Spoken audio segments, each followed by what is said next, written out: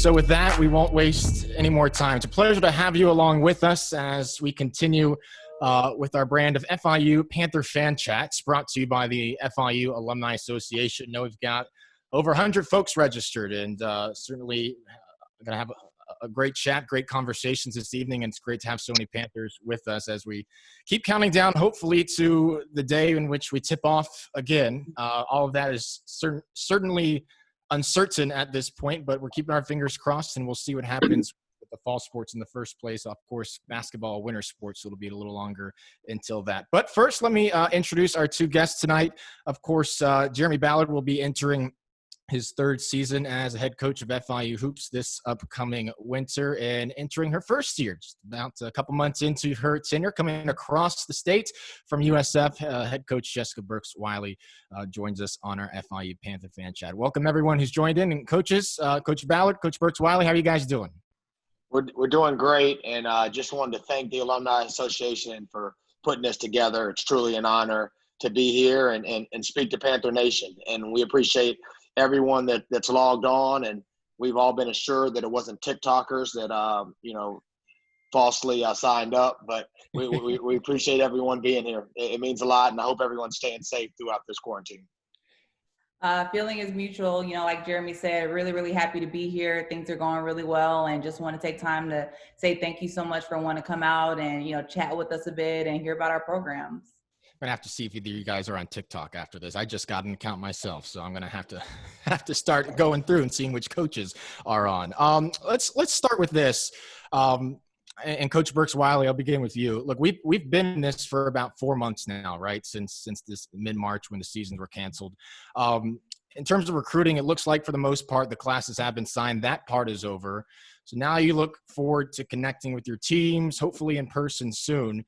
So for both of you, and starting with Coach Burks-Wiley, how has the last month or so been different or even similar to the first 3 months of this pandemic and the first couple months of this process? Have things started to ramp up in your mind, change? You see a bit of a light in terms of getting players back and getting into the process. What's similar or different about the last couple of weeks as opposed to when we were getting our bearings under us for the first couple months of this?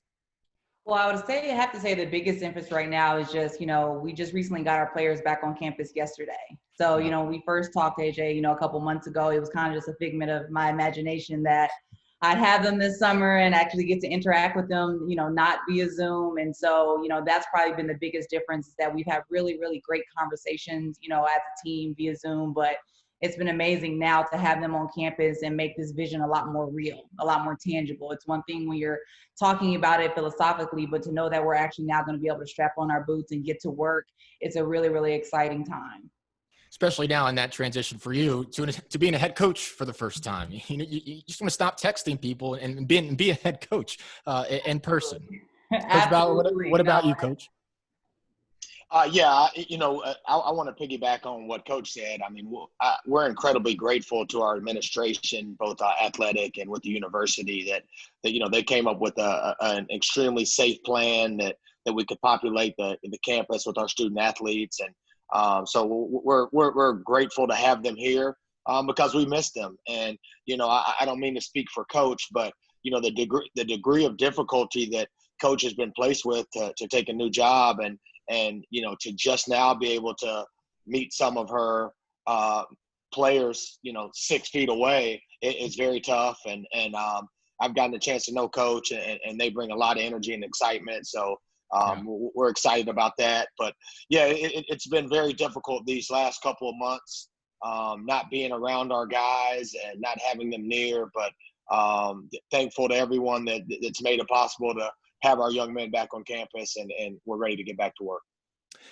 Coach Burks-Wiley, when Jeremy had his introductory press conference, he made a point to reference a game. I think he had at Colgate when they traveled to play FIU or play here in Miami. And as many New York residents have said when they stepped off the plane in Miami, he thought, man, this would be a great place to live.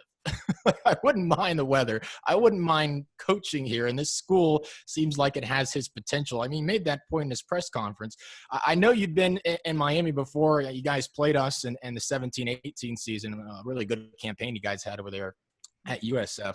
Did it creep into your mind? Did you have any impressions when you played during that year, or when you've been in the city, of what FIU could be and what eventually attracted you to the program in this most recent offseason?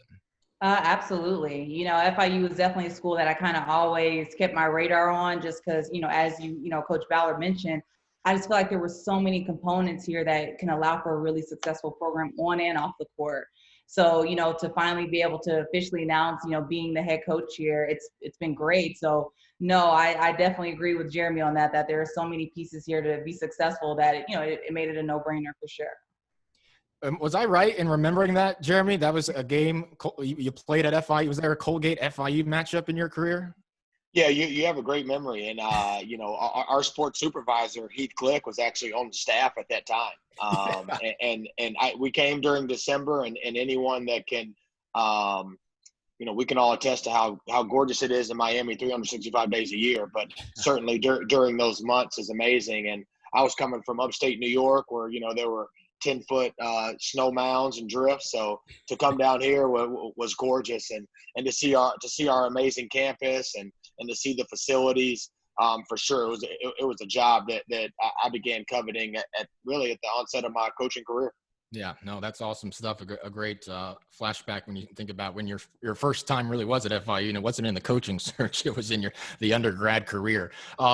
Jeremy, I'll start with you for this one, and then go to Jesyka.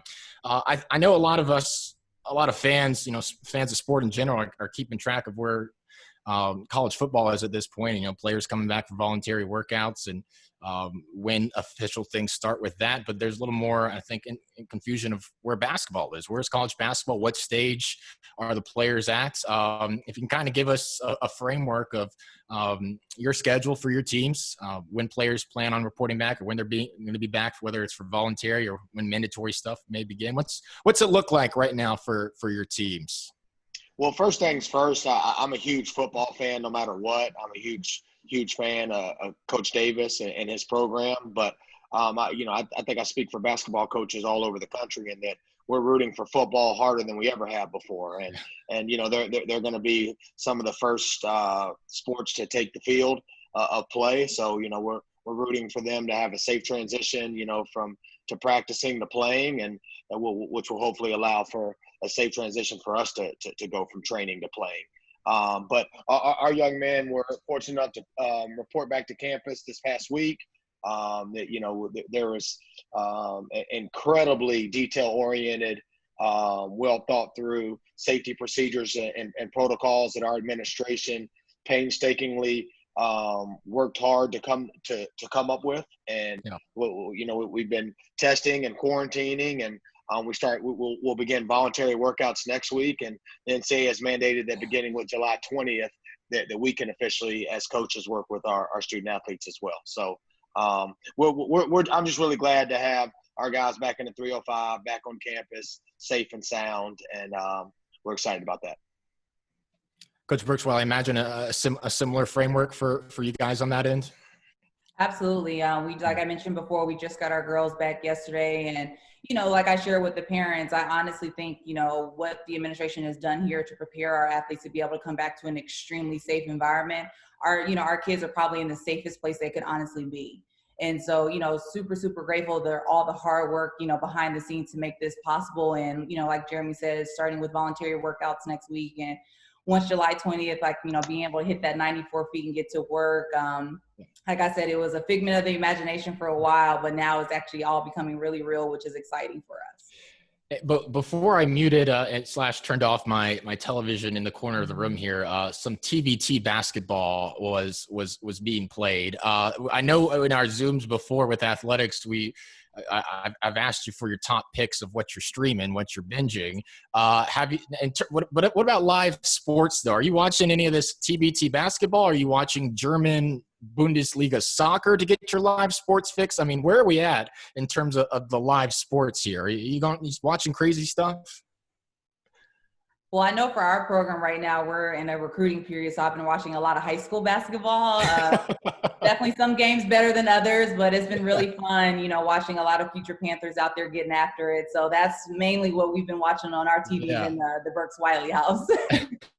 A lot of tape. The tape never stops. There's always extra tape season 100 of tape, never ending.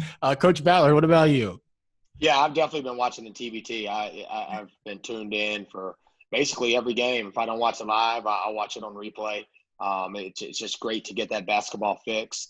Actually, Joey Rodriguez on our staff has both played and coached in the TBT. So, we'll have a great deal of respect for what those guys are doing. And I think it's incredibly beneficial for our players to see because, I think so often they just view themselves as being in competition for jobs for these NBA stars.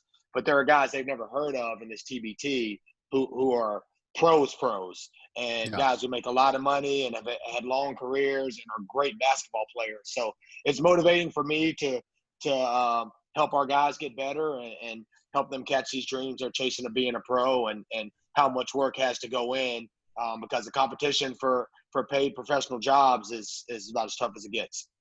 You mentioned Coach Rodriguez, more affectionately known as J-Rod around the program, was going at it with him last night on Twitter over the Orlando City Inter Miami matchup on the pitch in the Disney World bubble last night. I was taken aback. He's an Orlando City fan.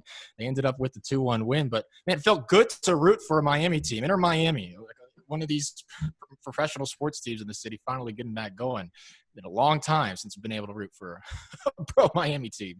Hopefully we get a little bit more of that down the road. Coach Ballard, start this one with you. Let's talk about the team, constructing a roster, putting a program together, finding those puzzle pieces, and then assembling them.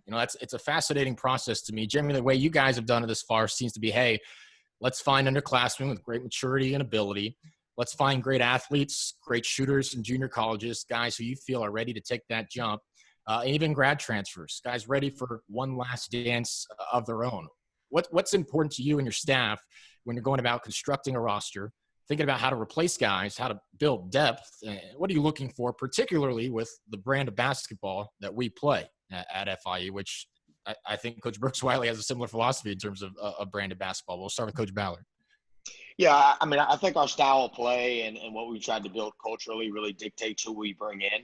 And because we play such a unique style of basketball and such a specific brand, as you say, it really allows us to target a specific type of player. And we go about it in a different way. We're one of the smallest teams in the country every year, but, we really try to, pinpoint and evaluate toughness, skill, versatility, aggressiveness, and character. And if we can get high character kids that are competitive and hungry, then they have a chance to really flourish in our system. How about you, Coach? Very similar to Jeremy. I mean, the first box you have to check for us is high character and work ethic. We play a pretty specific brand of basketball. We want to get up and down the floor on both ends pretty quickly, but that has to start with you being hungry. You want to get after it. So you have to, first and foremost, be able to check those boxes first, but being able to come into a system where, we want to score in the first 10 to 12 seconds, but we also want to turn you over 15 times a game. That takes a special type of kid because that means for 40 minutes, you've got to be willing to go all out. And so if you're a kid that is going to take shortcuts or you're a kid that when it gets hard or you hit that wall, you just collapse, this isn't going to be the program for you. So that for us, like I said, you've got to check those boxes first before we can even look at, are you over 6 feet? What position are you and things of that? Because if you don't mesh well there, you're not going to survive here and you're not going to be happy. And that's for us is most important, is making sure that we're creating an experience for our kids that when, they leave here in 4 years, that, it's bittersweet. That's a huge goal for our program, is that when our kids leave, they're prepared to leave, they don't want to.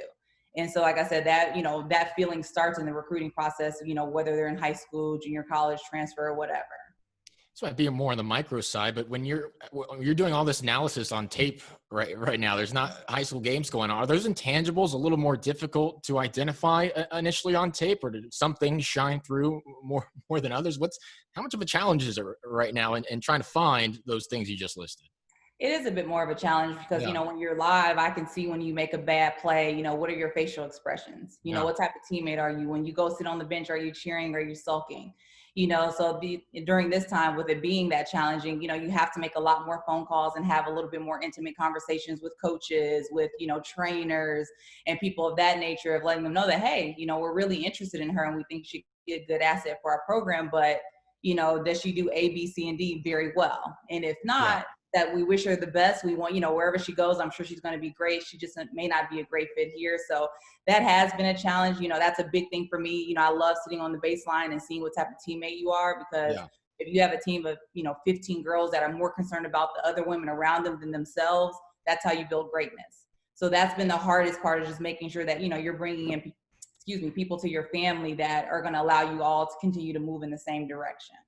One article I liked that, and I'm sure both of you are already acutely aware of these types of intangibles, but the article that eventually became a book, highly, I don't know, it was a bestseller. It was written really well done. Jay Billis, toughness, those type of intangibles. How do you react to off-ball screens? How are you running down the court every single time? Are you the first to pick up your teammate when they take a charge? Those kind of things, those intangibles that are really fun to watch and try to identify that go beyond points per game, rebounds per game, and things like that. Let's start with Coach Ballard for this one. I want to bounce it off you both, of course. What stands out to you the most about the beginning of your coaching journeys? For context, Coach Burks-Wiley began at Nebraska Omaha after a professional career in Belgium. Is that correct? Was it Belgium? Portugal. A couple different stops, but Belgium, most recent. Sure, there's a number of amazing stories of your time in Europe. And then Coach Ballard was a GA at Colgate after playing there. So, Coach Ballard, start with you. What stands out about step one of the coaching journey for you, which began right after the final chapter of your time at Colgate? Yeah, actually, I wasn't a GA. We didn't even have GAs. I mean, I was a full-time assistant coach. Okay. And it was unique because, I was coaching guys who were my teammates. Yeah. So, it was I coached 2 classes of guys that I played with. So that was a unique. Were they more inclined to listen to you then, or did you have no authority whatsoever? Well, I think, I was a captain as a player, and I think they were probably already sick of my voice as a player. So it was an easy transition going to be an assistant coach. But no, so that was very unique. Going from that. I wasn't good enough to be a pro like Coach was. Although I thought that I was good enough, and that's kind of what I thought my path would be. But, my coach offered me, I was fortunate enough, he offered me a job right out of college, and I knew that I wanted to stay in basketball. And if I could, be a Division I assistant coach at 22 years old, I wasn't going to pass up that opportunity. And so I was able to hit the ground running, and a situation where, we didn't have operations, we didn't have a video coordinator, we didn't have GAs. So, I had to kind of do everything. So it was a great trial by fire experience that has really helped shape my career. How about you, Coach? For me, early on, it was just making sure that my career aligned with my why. I've always known that from pretty much since, high school that, my calling was going to be empowering young women to go on to do great things. And, I wasn't sure maybe as, what form that was going to take. And I was hoping it would include basketball, but you kind of never know till you get to that crossroad. Yeah. And so that was the biggest thing my first year coming in, was making sure, I was going to be able to be in a position to be able to help, of course, young women go on to do great things on the court, but most importantly, be able to prepare them to go on to be really great worldly citizens. And so, once I figured that I was going to be able to marry my calling with my, my love and my absolute passion for basketball, it was probably, like I said, it was a dream come true. So that for me early on was making sure that, does my career link up with my why? And, a decade later, I'm fortunate to say it does. And it's led me to, a really, really incredible position here at FIU. Is there anything you tell your younger self, your first year coaching self, that now? Because I feel we always think, hey, the amount of things I would tell myself as a freshman athlete, like if I knew the things I knew as a freshman athlete, but maybe not so much a first year coach. Anything you would try to tell yourself, or we've seen a lot of letter to my younger selves and the Players Tribune recently. Anything stand out maybe along those lines? I would say for me to remember you weren't always an adult. That was a big thing my first year. I was coming in, I had played pro for about 4 years. So, I had lived a pretty full life up until that point. So, stepping in and coaching, recent 18-year-olds and sometimes losing a little bit of patience with them of like, why are you doing that? What are you thinking? You know, I definitely would tell my younger self that, you know, you weren't always 27. You know, you didn't always have that clarity. So if I probably tell my younger self anything, is just, you know, you weren't, like I said, you weren't always an adult, and just, you know, understand that you've lived your journey and they're still going through theirs, you know? So, you know, understanding that, you know, that you've already crossed a couple steps that they're just now figuring out. Coach Ballard, I'm going to get you on that before our next question. Anything you try to reference to your younger self? Yeah, unlike Coach, I'm still searching for my clarity. I think my players still are too. Yeah, me too. Let me join in on that. Yeah, but you know, it's just I think to just remind yourself of what it was like to be a 17, 18-year-old entering into college, and never forget all the new things they're experiencing for the first time, being away from home, you know, playing with other great players, you know, playing with everyone on your team was the best high school player, you know, those kinds of things, and what they're dealing with. I think the more we can remind ourselves in general what it was like to be a player, I think it helps us in coaching our student athletes. Two-part question for you guys. Jeremy, I'll start with you. How do these on-campus visits work? You know, there's always a framework. There's always a structure that you want to highlight when you're bringing guys in. How does an on-campus visit work, and what are you trying to pitch to the guys when you pitch, or the ladies, I should say, your players are recruiting when you're pitching FIU? Well, due to COVID-19, I've kind of forgotten what it's like to have an on-campus visit. So it's been so long. We were fortunate enough to sign 5 guys who we're extremely excited about, and you know, the first time they set foot on campus was when they reported to the university. So you know, that's been unique. But no, I mean, there's so many things to highlight when you're talking about FIU. You know, you talk about the growth of the university, both literally and figuratively. You know, being such a large school with such a growing population, but just with the growing academic, you know, reputation of our university and everything that our leadership has done. We're certainly always highlighting the academics and all the different routes that you can pursue as a student athlete here. We'll always talk about the city and what Miami is, what it means to be able to live in the 305, what it means to be able to live in a city where the average temperature in January is 73 degrees. I mean, that's something that we highlight all the time. And you know, we highlight the people, and to me, that's out of all the special things FIU has going for it. You know, a great campus, a great location, a great conference. It's the people that are at FIU that truly makes it special. The fact that our Alumni Association has taken this time and care to want to have Coach and I on, you know, speaks to the people and the passion that they have for FIU, and that's the most special asset that we have. Yeah, Coach Burks, I don't envy when you try to have to make the itinerary for the visit. I mean, obviously you haven't been able to do that yet, but when you get to that point, because you might have the FIU section, you might have the South Beach section, you might have the downtown Brickell section for the tour. But yeah, how has this being online, you know, here, take a look at this virtual tour, or look at these pictures, you know, how has that been adjusting to that? But at the same time, you know, what do you try to emphasize to the group? Similar to Coach Ballard, you know, we signed 5 young ladies that have yet to step on campus. And so it was definitely for us right now, a huge part is selling the vision. You know, at the end of the day, you know, it comes down to, you know, who you're playing for and what you're playing for. You know, and that's something for us that, you know, you're going to be surrounded by people that are going to want to take care of you on and off the court. And that's something that we really push with our recruits, that yes, you know, you're going to be able to live in Miami. You're going to be able to attend, you know, a top 50 research university, which is incredible, which are all things that in their own right should be highlighted. Yeah. But at the end of the day, you know, it's going to be about those that are around you, building those relationships. And that's something for us that we try to remind kids, is that, you know, you want to go somewhere that, heaven forbid, you know, basketball got taken away. Are you going to be happy? You know, and that's always a really tough question to ask recruits, because, I mean, it is pretty black and white and, you know, can be kind of scary to answer, but that's where you have to look at it when you're going through this process. So that's something that we make sure to kind of emphasize with our recruits is that, you know, you're going to be coming to a place that worst case scenario, you know, you can't put on that uniform. You're going to really, really love being an alumni at FIU. You're going to be joining a network that is unlike any other, that's going to allow you to be able to be successful on the court, off the court, and whatever field that you want to, you know, want to go and be a champion in. And so that's for us right now. Probably the biggest thing that we're selling is that you're going to become, you know, a part of something that is so much bigger than yourself that, you know, it's going to be something that you look down the line 4 years and be like, man, that was the best decision I ever made.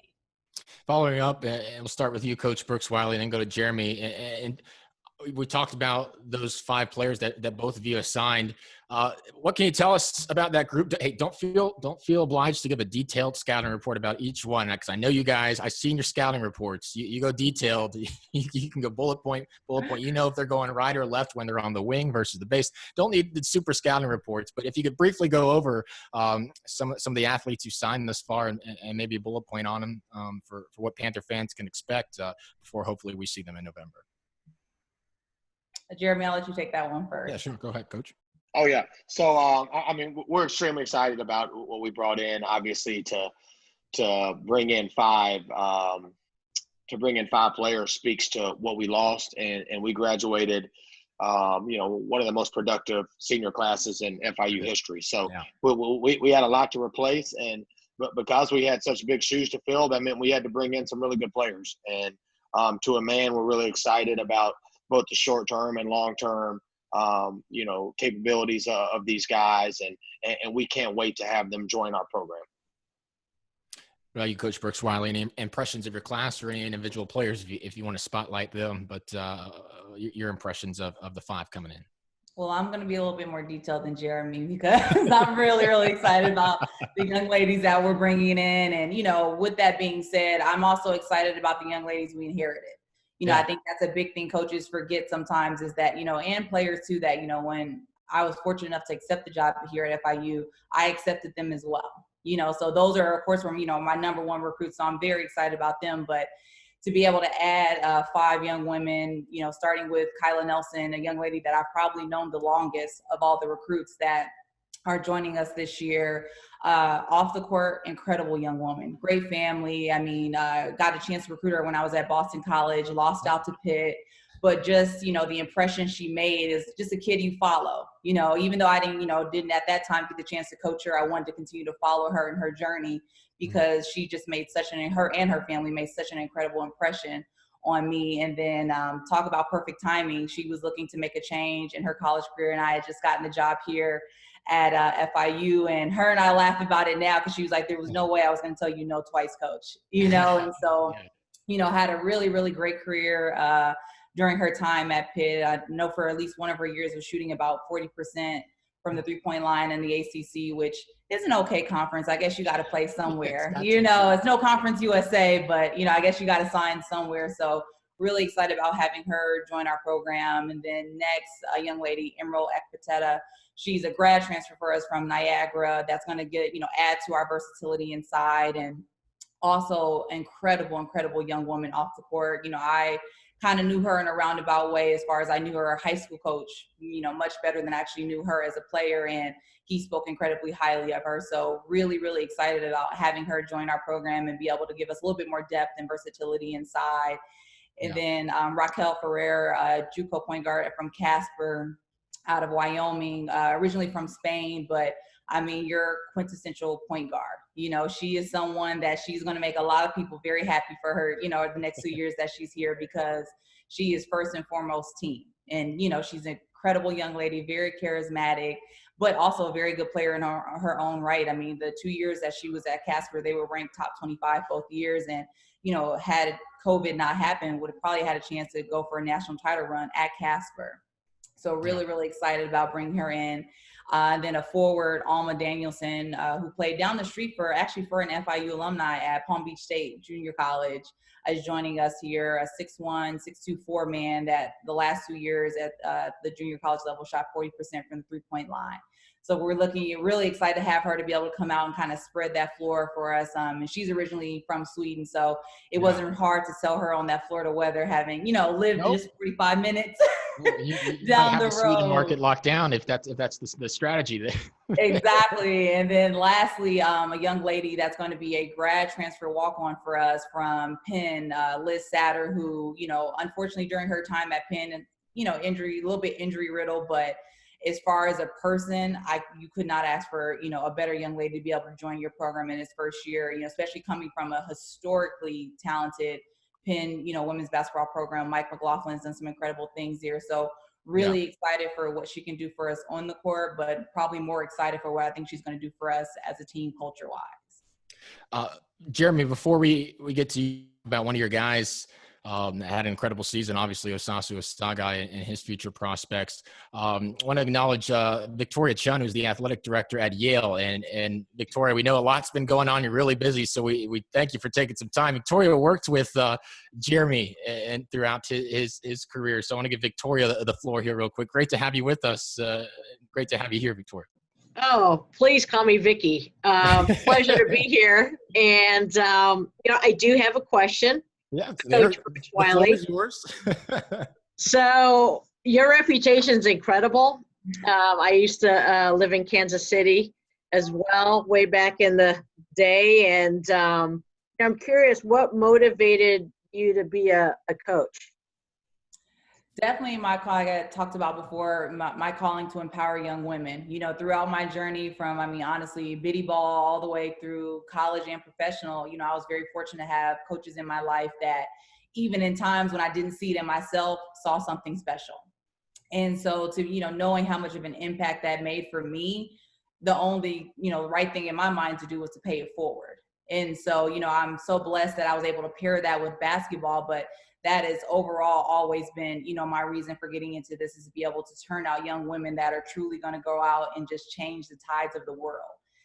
That's, the days that it's tough to get up when after a hard loss or maybe losing out on a recruit. That's what gets me up in the morning, is knowing that when their time ends with me here, the mark they're going to make on the world is going to be so much bigger. Oh, excellent answer. Wow. Very impressive. Am I allowed to ask Jeremy a question? By all means, it's your turn. Let me take a break real quick. I got something for the Keurig machine. I got to get another cup of coffee. All yours, Vicky. I just go ahead, Jeremy. AJ, when you have a legend hop on a Zoom like this, you need to hand her the mic. Yeah, let me mute myself permanently here. Not a legend. Happy hour for me. Take it away, Vicky. Scheduling with Yale. Sometime soon, but I just want to know, Coach Ballard, who's your favorite Asian administrator? With all due respect to our administrators, my favorite administrator, period, is Coach Vicky, as I know her as. And I want to say this, y'all can fact check me on this, but I still think to this day, she is the only person in the history of college athletics to be the player of the year in the conference, the coach of the year in the conference. That was already a record. Then she became the AD at the same school. So Coach Vicky is a living legend, an absolute joy, who mentored me from when she was a coach to when she was an administrator. And I love her, and it's great to see her on here. Absolutely. And, just a quick story on Coach Ballard. I just knew he was going to be an incredible coach from when he was a student athlete. I just knew it. And I would give mock interviews, and then I would give them feedback. When I did it with him, I didn't have anything to offer. He was that good. Have just a great pleasure of following you, Jeremy, and I'm so glad to be here, and I want to thank Betsy for this opportunity. So, AJ, back to you. Hey, thanks so much for joining in. And again, for those listening, Coach Ballard does not exaggerate. Vicky is the first woman and Asian American to be the athletic director at Yale. Yale goes back a long way. I think most of us know that. So truly a trailblazer in collegiate athletics. Vicky, thanks for joining in. I appreciate it. You sure you don't want to hang out a little longer, asking any more questions? I'm just going to hang out and listen to He's two rock stars. Okay, we'll keep it going. And thanks for being along here. I know that's awesome for Coach to see you check in as well. It's all about it's a small world in college athletics. It certainly is. Please tell Coach Guth I said hello as well. She's I one of my will. all-time faves right there. So please tell her I said hello. Awesome. She is absolutely awesome. And she's going to be jealous. Coach Ballard, I know a guy you're really proud of right now. I'm going to stay close with as the years go on yourself is Osasu Osagai. We've been able to chronicle his story the past 2 years. He's a guy, I think off the top of my head, I'm trying to recall a number of stats and stories off the top of my head right now, but I think his freshman year he had one block. And then by of course the senior year led the country and blocks and one of the most impactful players. What have been your discussions with him and his plans moving forward? I know he certainly has a great vision, great goals ahead of him. What do you hope is the next step for him, and what has he been working towards the past couple of months? Obviously a tough time to be trying to reach the goals when there's that uncertainty, but what's his status right now? I know a lot of FIU fans were thrilled to watch him the last couple of years. I wanted to add to one of those, an incredible factoid about O. Not only obviously he led the nation in blocks and our team led the nation in blocks, but I think if O were just a team himself, he would have been top 25 in the nation in blocks. So that kind of speaks to the impact that he had on the defensive end. But he's a young man that was an incredible young man. Was an awesome student, really flourished in the classroom. And to witness his growth over the last 2 years was remarkable.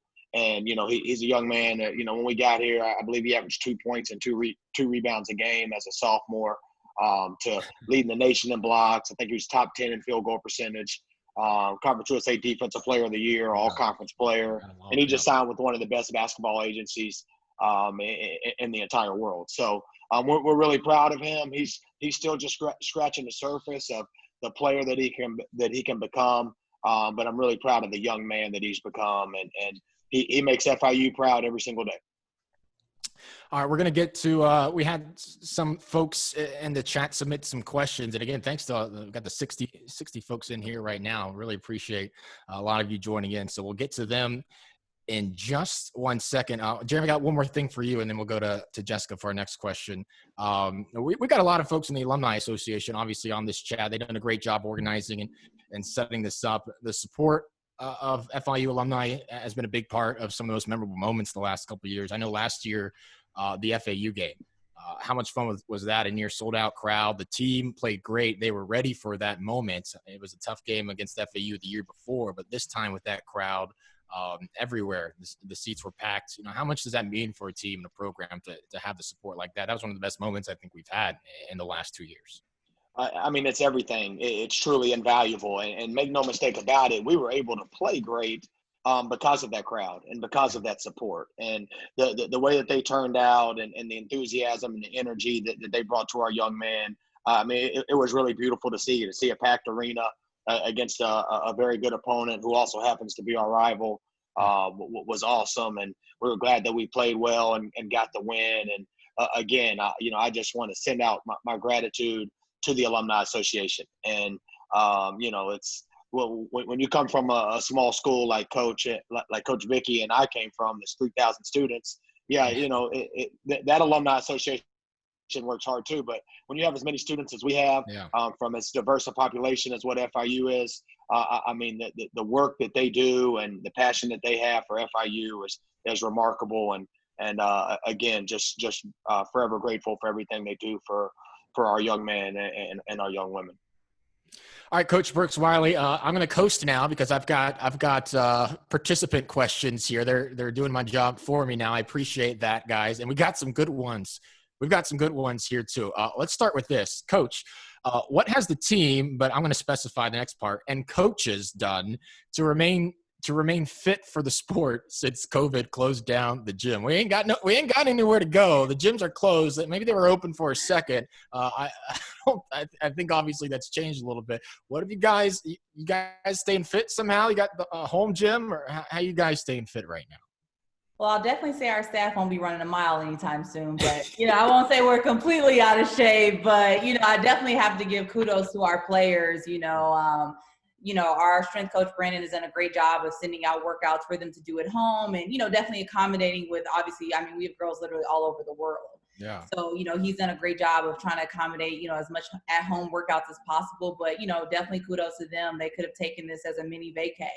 And just the half that we have back, as of yesterday, look great. They're excited. I think, of course, you have that initial nervousness of like, this is just brand new. But as far as, that zeal to get out there, definitely hats off to them. You can tell that they've been prepping for this moment. And then definitely us as a staff, a lot of at-home workouts and a lot of Apple Watch challenges. Yeah. Yep. Nature, but definitely I would say probably a little bit more basketball workouts talk than anything, but we're definitely doing our part because we actually joke about it as a staff. I'm like, guys, we can't roll out onto the court and then expect them to sprint. And they're looking at us like, can you get down the floor right now? So definitely been a focal point. Well, good for you and your staff too. You mentioned not just the team, but the staff hasn't taken a mini vacay. Coach, I ran in college, but I've taken a mini vacay. I can tell you that there have not been many miles logged for me. Coach Ballard, what about you? How's the situation for your staff? Yeah, again, and obviously I don't mean to make light of this pandemic that we're in, but, being in Miami and, I'll never forget, like the first 7 weeks of this quarantine, I swear we had 7 straight weeks of gorgeous days. And, while being able to socially distance, I've, been able to go outside, walks, runs, workouts, and, I'm as tanned as I've ever been, I think, and I've been able to drop some much needed LB. So it's been great, and don't let Coach and them fool you. I saw them at our COVID testing that they can hop out on the court and show the players what's up if need be. Yeah, they're ready to play some pickup at the outdoor courts there. We just got to get the green light from admin. Exactly. We'll get some pickup going here soon. Jeremy, this one for you. Had a contributor say, Coach, I've fortunately have witnessed historic events of both programs. The NCAA tournament in Boise, the Gainesville for the women. I know Coach Ballard brought in the 95 guys last season. I think this one for both of you, I should correct myself. Will both of you continue to bring back these former Panther and Sunblazer greats to talk to the team? So Jeremy, I'll start with you, Coach Burks-Wiley. I know you just got here, but I'll let you reference it too because the question was for you as well. But Jeremy, I thought that was one of another neat thing of last season, really incorporating. Look, this may not be a program that's been in the tournament every other year, but it has been. There's guys who've accomplished great things here, and we want to recognize that tradition. Absolutely. Quick aside, Sunblazers is a phenomenal name too. So I think we need to do a throwback Sunblazer jersey at some point. Alternate jersey kind of day. Yes. But no, that's a great question. I appreciate that question. And it's something we take very seriously. There hasn't been, a ton of success, so to speak, before we got here. But, we're proud of everyone that's put on the FIU jersey. Ever. And once a Panther, always a Panther. And we always want to reach back to the previous classes, graduating classes and people that have played at FIU. And, I want our young men to have association with those alumni and for there to be a relationship. And, we were honored to honor that 95 team and to have them back. And it was an awesome experience, to have those former players come here with their former teammates and with their families and be able to experience, what FIU is becoming. So it's something we take very seriously, that we want to bridge the gap between our current players and the previous ones. You could tell it meant a lot to those guys to be back, to be connecting with the team, to see the local news footage once they made the big dance, and to see those players once again. That was pretty special. Coach, I imagine, having great players of the past, teams of the past come back and address and be around the program has been a part of some of the schools you've been at recently, and I imagine it'd be something you want to incorporate at FIU. A number of Cindy Russo's teams certainly. That's what I was going to say. I was like, talk about a tough act to follow there, so absolutely to be able to, like Jeremy said, bridge that gap, I think is more imperative than ever now for our program, because to be able to show our players like, hey, This is real. This is doable. FIU it's a powerhouse. We are definitely a sleeping giant. And, not as a knock to FIU, but they were probably maybe doing it with a little less resources than we've got now. Our girls, our alumni laugh sometimes about the palace, our kids get to play in. So, to be able to bridge that gap and show them you are a part of a dynasty. We've had a rough stretch, but you are a part of a legacy. Absolutely. I would love to be able to connect those players. And like I said, make it a lot more real for our program. Starting to wrap things up here. A couple more questions that have been submitted, and we still have around 60 folks in on this chat. Really appreciate it. A lot of Panther fans taking some time here on this Thursday evening.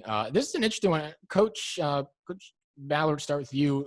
The question is, when are tryouts for athletes who are interested in being walk-ons for the team? What is the process for this? You look at your roster, Jojo Nunez and I think James Amatepe were guys who started or have been walk-ons, I believe. Correct me if I'm wrong, but I mean, they've contributed to the team immensely. They've had a role on the roster construction the past couple of years. But yeah, for both of you guys, what's the walk-on process for your team as you move forward? We'll start with Coach Ballard. And again, Osasu was a walk-on for 2 years. Yeah, Osasu. And he went from walk-on to conference defensive player of the year and an all-conference player. So, we have walk-on tryouts in the fall. Obviously, we'll see where we're at in terms of, where we're going to be fall and with the new COVID protocols. But, we view our community. We view our program as a community program. And, we welcome anyone that wants to be a part of our program. We want to make sure that they have an opportunity to do so, and we want to welcome them into the fold. Coach, any stories, anyone stand out in your mind, walk-ons that have contributed in your stops, and any walk-on info pertinent to here now at FIU? Similar to like Jeremy said, we'll, definitely have walk-on tryouts this fall, depending on, what our COVID protocols are. But I will say they'll have, two really tough shoes to fill with, our current walk-on, Emily Attinger, who is a wonderful young lady who, led our team, highest GPA on our team in computer science, one of the toughest majors here at FIU. And then, like I said, our most recent addition, Liz Satter. So that, we definitely are open to it. Like Jeremy said, this is definitely a community team, but you definitely, like I said, you're going to have a really, really tough act to follow with those two, because they are two really, really incredible young women that, like I said, are going to be able to go out and make a difference in this community. So we're definitely open to be able to add great people to our program. One of the interesting things I think I'm seeing from this chat, when we not only have, students and alumni, but also folks who haven't reached that step yet, because that based on the next two questions, I think it brings up some very interesting topics. Coach Burks-Wiley, we'll start with you here. Our next person asked, what are the top 3 to 5 tips you have for high school students playing basketball today, as young as maybe on the JV team, players that are aspiring to play in college? What advice do you have for the parents supporting them for this journey? I remember during my recruiting, my time, there's so many different aspects of the recruiting process. It could be confusing, it could be frustrating, it's as exciting as it is as well. Maybe overwhelming is the word for it too. But what would you tell a JV player? What would you tell their parents during this point of their process and their journey? I would say probably the number one thing I would say is check your ego at the door. Yeah. I think we definitely live in the age of social media, and I want to do what's cool and what's fly and what's going to get likes. And sometimes, doing the nitty gritty isn't going to be the coolest thing. So I would definitely say, check your ego at the door and make sure that what you're doing this for, when you're doing this, you're giving it all your all, and maybe sometimes it may be you filling a role. It may not be the role you want, but it may be filling a role that your team wants. And that's what's most important overall. Yeah. Next, I would say do your research. I think, definitely in the era of the transfer portal and kids, shopping schools, I do your research. What type of style of play does that school play? Do they have your major? Do you want to be at a large school? Do you want to be a more, boutique university where it's, maybe 2,000-3,000 students? So I would definitely, do your research first and foremost. And then I would say probably lastly, as far as more in reference to the parents, to understand it's not your process. I think that's lost a lot. It's not your process. This is not your child is not a vehicle for you maybe to live out your dreams. Yeah. This is about them being able to take the next step to advance themselves. So make sure that, you're more of an advisor as opposed to a co-pilot. Yeah. So that would be the advice that I would give, definitely young players and then of course parents. Coach Ballard, what's your philosophy for that topic there? Yeah, I think that these young men, they got to search for what's the best fit. Where they're gonna be able to grow. What not necessarily who's got the best reputation, the best tradition, but who fits where they're trying to go, who they're trying to be as a player and as a person. And when you choose on fit, great things happen. When you choose for other reasons, I think it's part of the reason that our transfer numbers are so high as a country right now.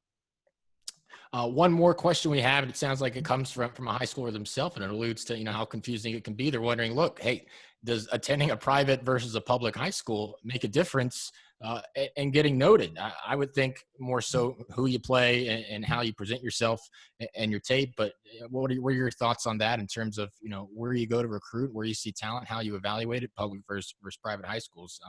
I think it speaks to the nuance of the recruiting process when something like that does get asked. Coach Burks-Wiley. For me, I'm pretty neutral on that. I think it really doesn't matter. I think it comes down to who you are as a kid and who you are as a player. Because I've recruited kids where they played in a horrible high school league, and the high school coach was a math teacher just doing it for extra money. But she went on, actually had a player that was literally her situation, and she went on to be a player of the year for us. But I've also had players that played at some of the best high schools and the best leagues, and then got to our program, and it was like, wait, I'm used to things being catered to me. So I really can't say that, public versus private, which is best. I think at the end of the day, what type of player you are, what type of kid you are, and like Coach Jeremy said, are you a good fit? That's what it's ultimately come down to. Jeremy, I imagine similar sentiments. Yeah, I mean, per usual, I can't say any better than what Coach said. But it doesn't matter. It just matters who that person is, what their character is, how they impact winning. Are they a great teammate? Coaches are able to evaluate that no matter what school you're in, public, private, charter, homeschool. So if you're the high school player who is tuned in right now, thank you, number one, for being here. And then number two, just like Coach has said, put together good tape, keep the grades up, and how you present and carry yourself. And that'll go a long way, I think, more than public or private school. I got one more question just submitted to me here, and then we will wrap up, everyone. Let's see. What are some of the challenges that you foresee with training and in preparation for success as a result of the new normal and social distancing? And, we haven't even started, so maybe that's hard to tell. But does anything stand out or pop up in terms of how you envision practice planning, or I think ideally when you're practicing, you will have been tested, so you don't have to, as much be aware of close contact for that 60-minute period. I don't know, but does anything stand out initially to you when you talk about practice prep and how you train and prepare for the season with the new normal and the social distancing?